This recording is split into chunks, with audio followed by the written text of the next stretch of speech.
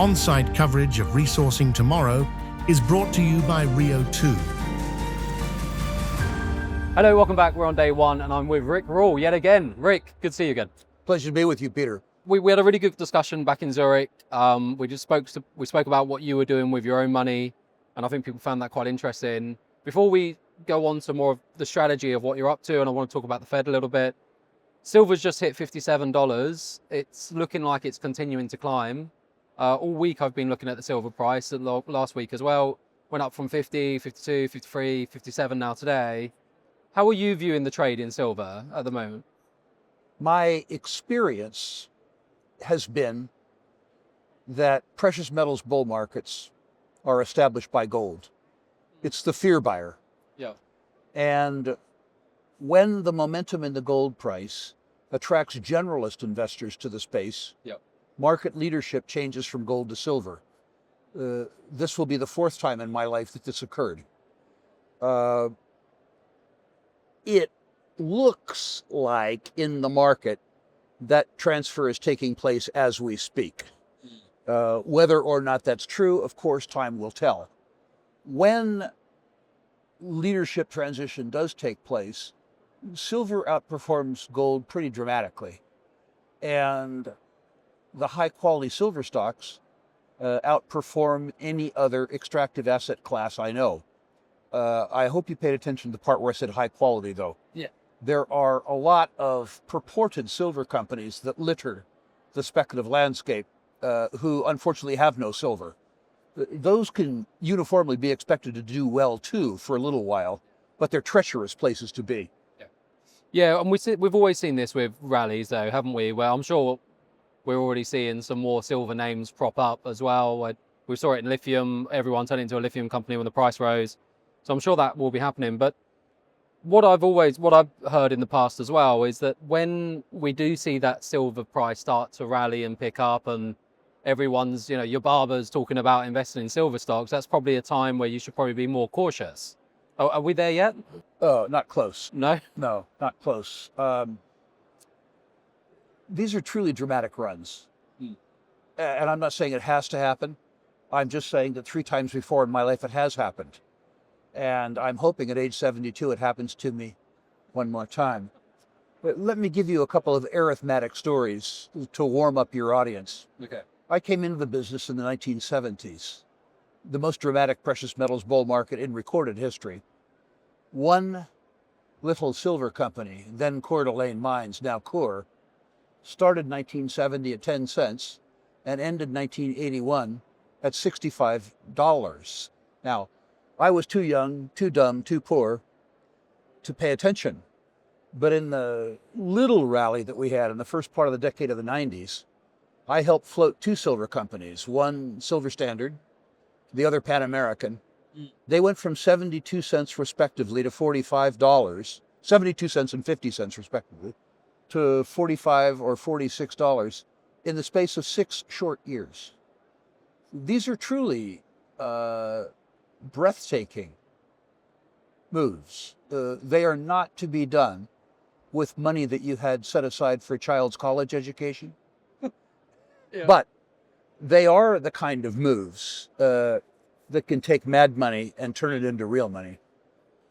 Okay, so in terms of where we are in the cycle at the moment, because I can't think of any silver companies that have done that dramatic of a move yet. Are we still fairly early on in this cycle, in your view? I think we are. We haven't had the type of move in the silver market that would allow the senior producers' margins to increase as dramatically as the gold producers have. The strength that we've seen in the gold market for the last 18 months has a lot to do with the fact that they're making so much money. Yeah. The silver guys haven't had that happen to them yet. They must be getting close though, don't you think? You bet. Because let's have a think. So most silver companies, what's their ASIC? Around $15 to $20, would it be? Well, that's a trick question, because only about 18% of primary silver supply comes from silver mines. Right. 82% comes from copper mines or lead mines or zinc mines. One could say, as an example with Freeport-McMoRan, that their cost to produce silver is 0 because their mining costs are paid for by copper. They just have to strip it out of the stream.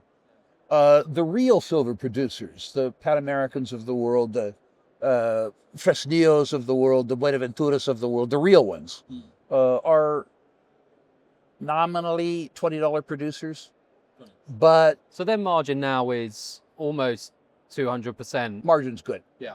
The margin's good. Now, it is likely, although not certain, that one of the ways that they got through periods of low silver prices was by producing at mine grades that were higher than the average reserve grade. That's a fancy way of saying they high graded. And that will impact their results for a couple of years going forward, because it is unlikely that they haven't picked the eyes out of some of the pockets they've mined. So you have to deal with that. Yeah. Okay, but so relatively though, we are getting very close to a point where the silvers, in terms of margins, must be catching up with the gold guys. So if most gold companies are making AISC of around what 1,500, 2,000 on the high end, that's anywhere between 100, 150, maybe 200 if you're one of the lower guys. On top of silver guys are pretty much there, right? So is this why we're now starting to see that shift into silver juniors and silver? Right now, the move in the silver juniors is in fact based. It's moved around silver in the anticipation that the stocks will do well. Yeah. For it to become real, the market is going to need to see a bang up quarter out of Hecla, or a bang up quarter out of Core, or better yet, both. Yeah. A bang up quarter out of Pan American, and they're going to see that. It's important to note that most of the real silver companies are gold companies in drag. More than half of their revenues are gold, but they're still extraordinarily leveraged to silver. It's important to note too that while gold is not merely at nominal all-time highs, but probably in constant dollar all-time highs, silver is far from an all-time high. $57 comparing to 50 forgets the fact that 15 years has passed since the last time they were at 50. The dollar's deteriorated. The first time silver hit $50 was what, back in the 70s, isn't it? So nominally based on that, It's probably 220, 225. yeah, true. Because we were talking the other week, right, back in Zurich, and you were saying that you sold 25% of your portfolio, limited or basically got rid of your downside completely. You were investing in Agnico, from memory, Wheaton, Franco, physical gold, and then some oil and gas stocks. Right. Are you not tempted? I mean, you're talking about back when you first joined the industry, you saw some silver plays go from cent stocks to $45 stocks. Are you not tempted, or are you already positioned in silver? I've got a good position. As you know from earlier interviews, I love hate. Yeah. In 2021 and 2022, the junior silver stocks were hated. Yeah. I mean, truly hated. It was very clear to me at that point in time that Wisla was going to be a mine. And nobody wanted it. Yeah. The consequence of that is I didn't just buy it, I bought a lot of it. Yeah. And so, I would suggest that in the silver names that matter to me, I've got plenty. Is it too late? To sometimes, like, one of the things that a lot of people do is that they'll look at, in a market at the moment, you'll look at like a Fresnillo or a Hecla or whoever, the big producers, even the big developers like a Vizsla, and will be at all-time highs, and their stock price will be at all-time highs as well. And you'll think, blimey, I've missed the boat. I think arithmetically, no, but that depends on the individual and his or her time frame and their tenacity. I've become very patient and very tenacious, not because I don't wish for instant gratification, but because I've learned over 50 years in the markets that instant gratification is not on offer. Right. An investor who is prepared to stay the trade for 5 years is by no means too late. Yeah. Let's look at the arithmetic. 2 interviews ago, not the one in Zurich, but the one before that, we talked about the fact that I believe that over 10 years, the US dollar loses 75% of its purchasing power. Yep. If it does that, I would expect that gold would maintain its purchasing power, which means that over 10 years, I see gold in nominal terms between 3 and 4 times higher than today. In prior bull markets, once the crossover has occurred, once silver begins to outperform gold, the performance in silver is roughly double the price of gold. I'm not saying to you that silver is going to go 8-to-1. What I am saying is that a move higher in silver, from my point of view, is statistically extremely probable. Right. If one looks at history too, the higher quality silver juniors outperform the silver price 2-to-1. So if you follow that arithmetic progression, what I'm saying is that there's a possibility, if not a probability, that over 10 years, a portfolio of high quality silver juniors could give you a 20-to-1 return. Your investors shouldn't think in their mind, Rick Rule just said that Amalgamated Moose Pasture Silver is going to be a 20-bagger. I'm not saying that. I'm saying if you follow the arithmetic progression, that there's a very good probability that a carefully chosen portfolio of high-quality silver juniors has the potential for persistent and tenacious speculators to generate a life-changing event. In the heart of Chile's Atacama Desert lies one of the largest gold oxide deposits on Earth, weighing in at an impressive 4.8 million ounces in measured and indicated resources. This is the largest, permitted, fully funded gold heap leach project in the Americas. Rio 2 Limited is bringing the Phoenix Gold Project into production. Construction is nearing completion, on time and on budget, with first gold pour scheduled for January 2026, just weeks away. Phase 1 starts with 20,000 tons per day, delivering approximately 100,000 gold ounces per year at an ultra-low, all-in sustaining cost of just $1,237 an ounce. In today's record gold market, that's thousands of dollars in cash margin on every ounce produced. Rio 2 will also undertake a pre-feasibility study for a potential Phase 2 expansion. This will assess the full potential of scaling the mine to 80,000 tons per day, with the view of producing at least 300,000 ounces annually for 10 years, starting in 2030, making this a near-term, massive free cash flow company with even bigger aspirations and margins in sight. From one of the safest, most mining-friendly countries in the world, delivered responsibly by a team that's done this before. Be a part of it. Visit rio2.com today. I think one of the numbers that you gave me last time was about 75% degradation in the purchasing power of the US dollar. I think you came up, what was the gold price figure that you came up to, or did you not give me one? Well, what I said was that I expect that gold will maintain its purchasing power. Yeah. If the US dollar lost 75% of its purchasing power, and the dollar maintained its purchasing power, that would suggest a 3-fold to 4-fold increase. It's simple math. Okay, so potentially $8,000 to $12,000 gold. Yeah. Over a 10-year period. I would be surprised over a 10-year period if the gold price wasn't measured in 5 as opposed to 4 digits. Years ago, I used to watch interviews of people say the gold price is going to go to 3,000 or the gold price is going to go to 4,000, 5,000. And I've said this before on the channel, I used to think these people were barking mad. I generally thought they were nuts. And then it's funny how times change, especially when you're in a bull market. You say 8,000 to 12,000. I don't sit here and think that's outrageous. I actually think it's probably more of a likely probability than not. Markets are shaped by narrative, but investment decisions should be shaped by arithmetic. So let's look at 3 different pieces of math. The last period of major dollar instability in my lifetime was the decade of the 70s. Yeah. The US dollar again lost 75% of its purchasing power, and gold went up 28-fold. If you had told most people, myself included in 1970, that gold was going to go to $800 from 35, I would have accused you of smoking a then illegal substance. Right. You know, the second piece of arithmetic is simply that number, the deterioration of the US dollar. We covered in a prior interview the debt owed by the US government and the ability or the inability to service that debt. The inevitability that they inflate away Well, they have to. their unfunded liabilities. So, those are 2 important pieces of math. The third piece of math is this. While gold is performed in a way that you and I understand, most of the investment community still can't spell gold, despite the fact that it's a 4-letter word. It is very, very, very, very under-owned. Well, especially in Western institutions, 100%. Yeah, no, agreed.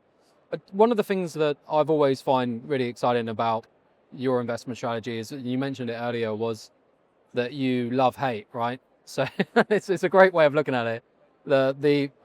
As someone who's been in the industry for a while, you understand the cyclical nature of it, and that most metals, that when they are down, they inevitably will come back up, because, like, as you've always said, cure to low prices is low prices, right? We've spoken about the fact that you've been investing in nickel. You were invested in uranium years back when everyone hated uranium. Have you, and do you care about lithium at the moment? I don't. You don't. I think that maximum hate in lithium will occur in 2027 or 2028. Okay. The little increase that we've seen in the lithium price has given hope to the lithium market. Yes. And the market has to be hopeless for it to be hated. Okay. There's arithmetic around lithium too.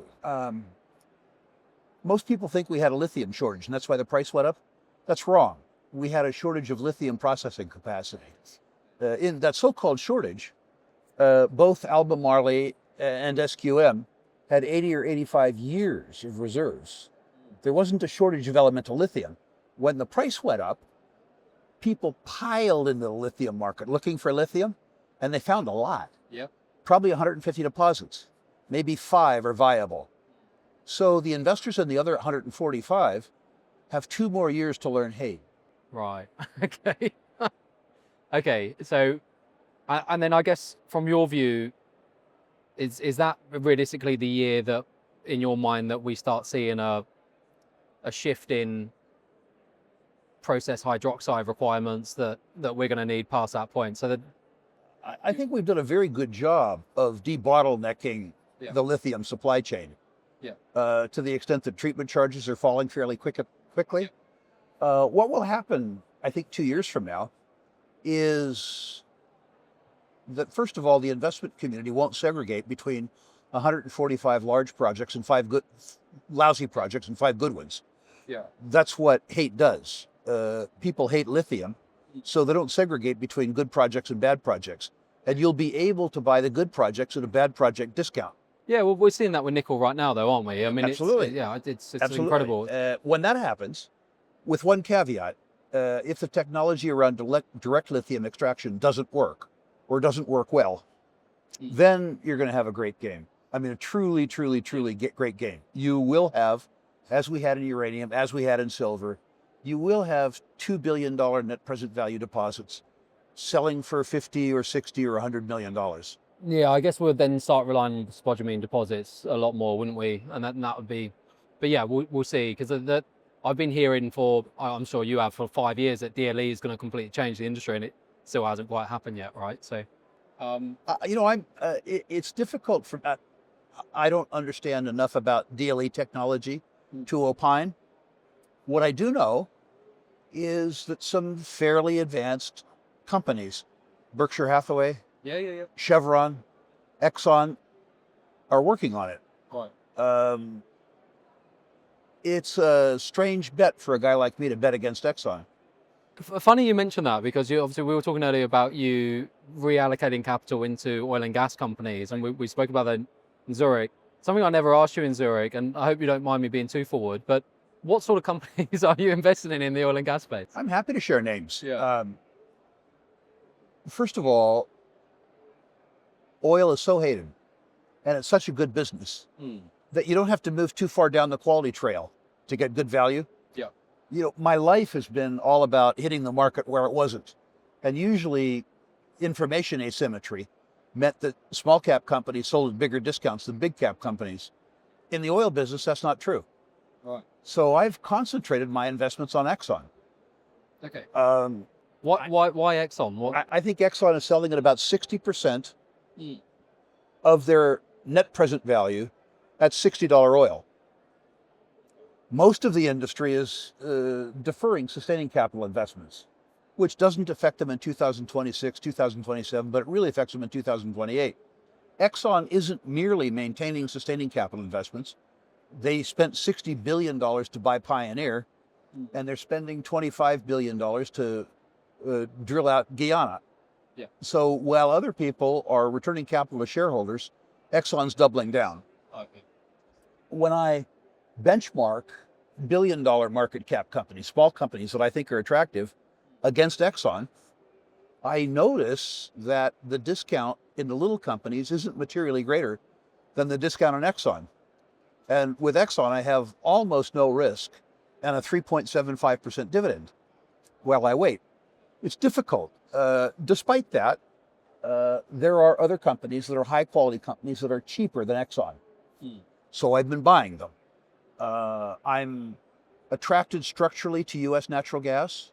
So I own Devon in the mid-continent, and I own Equitable in the Marcellus in the Northeast. I'm more attracted to Canada, where I face political risk. The Canadian federal government, the Laurentian elites, are biased against the best industry Canada has, which is odd, but true. So there, I want the finest companies. Yeah, I can see what you're saying. Obviously in the UK, obviously we've got the North Sea oil. Yep. We have basically taxed them into oblivion, where it's now no longer profitable for us to. I mean, it's total insanity in the North Sea. There's all this infrastructure built out. Yeah. Because of the infrastructure, you have the ability to develop 100 million barrel pools where it used to require 1 billion barrels. Yeah. Well, and now your government's walked. Yeah, no, it's such a shame, really. It's like I went to Aberdeen, which is the heartland of UK oil, and it's just so sad seeing that city sort of degrade in somewhat. I mean, see a house pricing collapse and whatnot. Jobs are leaving the area, but not even just that. I do worry with Canada though. We're going for someone like a Mark Carney type figure who's very eco-sensitive. There is a risk there. I don't know. Do you think there's a risk of that happening in Canada? Yeah, I think there's a huge risk. Yeah. Unlike Mr. Carney's predecessor, Mr. Trudeau, who is innumerate. He just was innumerate. Yeah. He was all about narrative. Yeah. Mr. Carney is good at math. He can add and subtract. He can multiply and divide. He's proposed a budget for Canada, which is absurd. Right. But he knows he has to pay for it. The only industry that Canada has that can make a dent is oil and gas. Just last week, he announced his support for a new oil pipeline to the north coast of BC. It's not because he's changed his stance on carbon. It's because he's broke. Right. Okay, so some Canadian companies, so it sounds like they've got to be super high quality for you to be getting involved in them. And then, and then oil and gas in terms of the US, Exxon being the number one. Okay, and then when you're looking at Franco and Wheaton, and I wanted to ask you about this, was one of the biggest risks I see in the royalty space isn't necessarily the royalty model I absolutely love, and I couldn't see why you wouldn't, is the new entrance of Tether.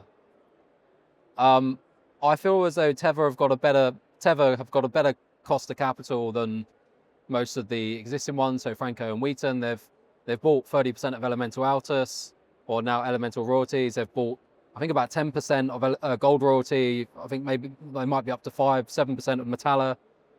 I'm now hearing that they're actually going and buying up mines themselves. It seems like Tether want to get into the gold space, and I think if they want to consolidate the royalty space, that's a big competitor, and potentially for future.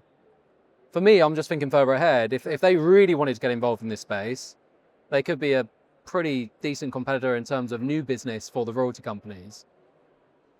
Understand that when Tether buys gold, it buys it for token holders. Yeah. When they buy gold stocks, they're buying it for their own account. They're not buying that on a coin. Their cost of capital is real. The second thing is that Wheaton and Franco in particular, but the mid-tier royalty companies too, have a current structural advantage given that they have the exploration upside from their existing portfolio, which is much more paid for. And the expertise as well, right? But the third thing, well, the Tether guys are very smart, and they have access to a reasonable amount of expertise from the juniors they've already bought. Oh. I know those people. I was a founding shareholder of Altus. I was a founding shareholder of EMX. Yeah. I know those people well for 25 years. Those are high quality people. They chose wisely. But the part that a lot of people don't get about the royalty and streaming space is that the best years for product acquisition are not behind them. They're ahead of them. That happens because the world needs about $200 billion to build out big copper projects. And the world is about 150 billion short of the 200 billion that they need.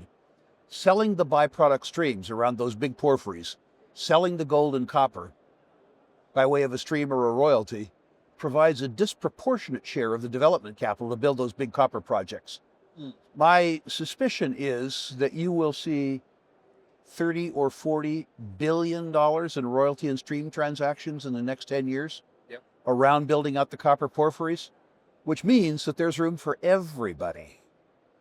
Okay, so there's no risk of Tether sort of coming in and... If Tether's cost of capital at the parent level gets low enough, what they should do is do something like buy Sprott or buy Cisco. Why would you recreate the wheel? Funny how they've come into that sector. I do wonder how that's going to change things. I even wonder if, I don't know, is a Wheaton and a Franco too big for Tether to acquire, do you think? Well, at present, Tether isn't just the biggest buyer of gold in the world. They're the biggest buyer of U.S. treasuries in the world. Basically, any asset class that has a bid can be securitized in the crypto market. Tether has gone from nowhere to being one of the 4 biggest asset managers in the world.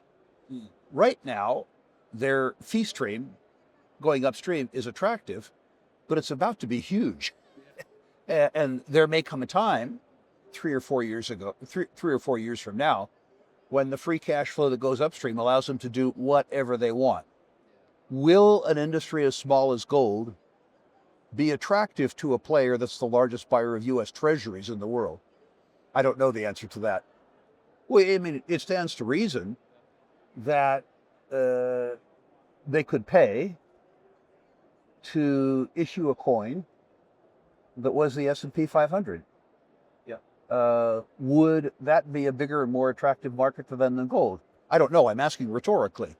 One wonders, given the size of the opportunity in front of Tether and their current market share in distributed ledger domains, whether gold is an asset class that has sufficient size to harbor their ambition. But it is, I do find it funny that with Tether, for example, we were talking earlier about how underallocated everyone is in the Western world in terms of the asset managers and the institutions. Tether seem to get it. They seem like they're huge gold balls and want as much exposure to it as possible. I've had the good fortune to talk to some of the senior managers of Tether individually. They're gold bugs. They are. They're gold bugs. I thought they might be, given what they're up to. Yeah. Okay. Yeah. No. I mean, they may not have drank as much of the Kool-Aid as I have because I'm older. Yes. But they certainly get the narrative. And when I was visiting with them and went into what I call the arithmetic of America, clearly they were already versed in that.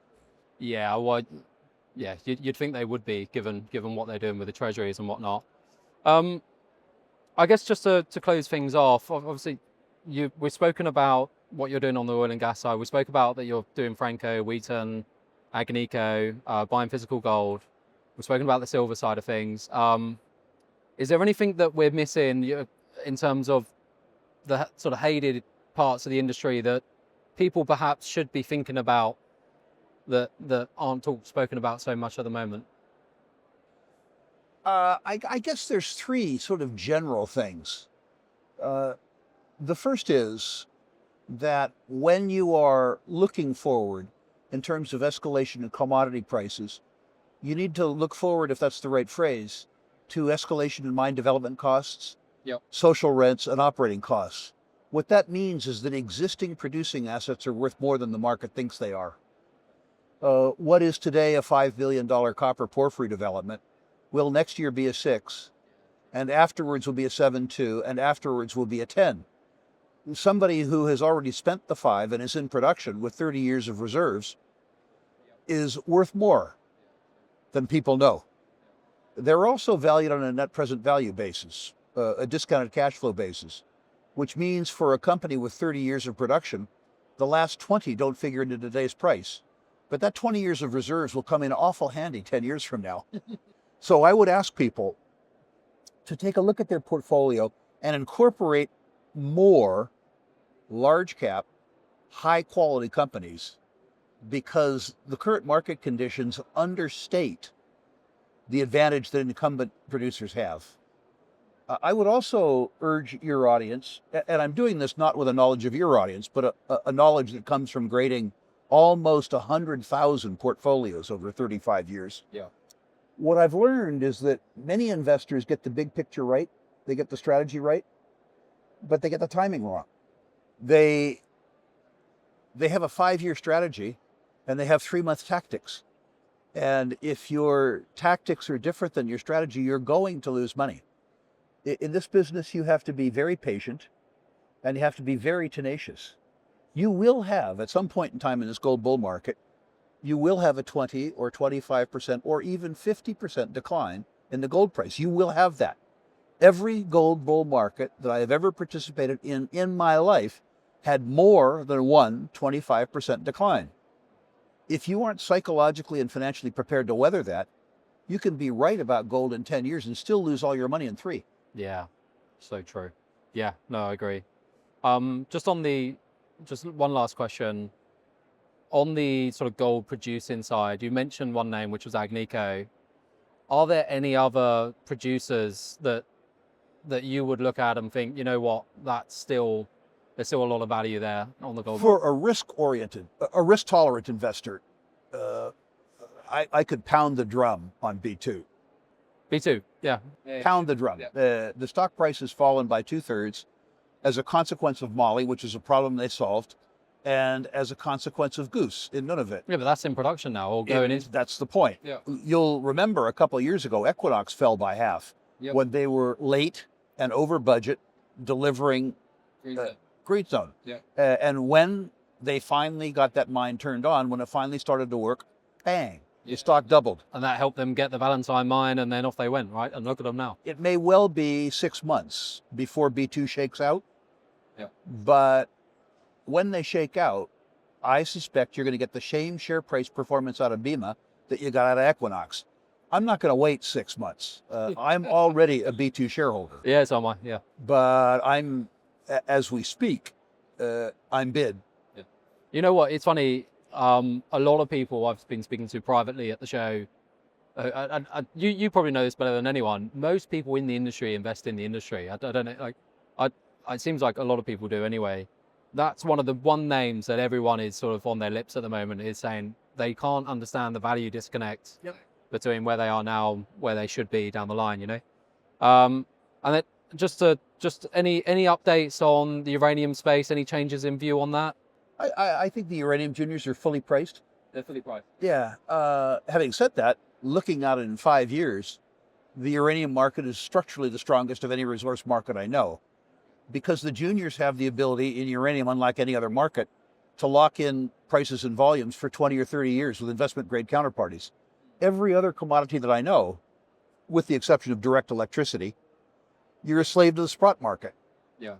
If you and I buy a gold stock, we can have an opinion as to where the gold price is going to be, but we're tied to the spot market for the rest of our lives. Yeah.